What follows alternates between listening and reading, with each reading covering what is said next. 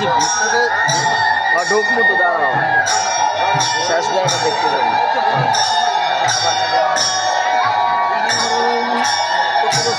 প্রতি বছর তামুয়া তো ঠিক আছে গ্রাম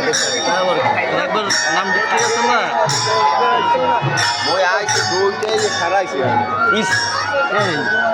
এই শহরের ওই প্যাকেটগুলো দেখা না করে বাকি কি উঠছে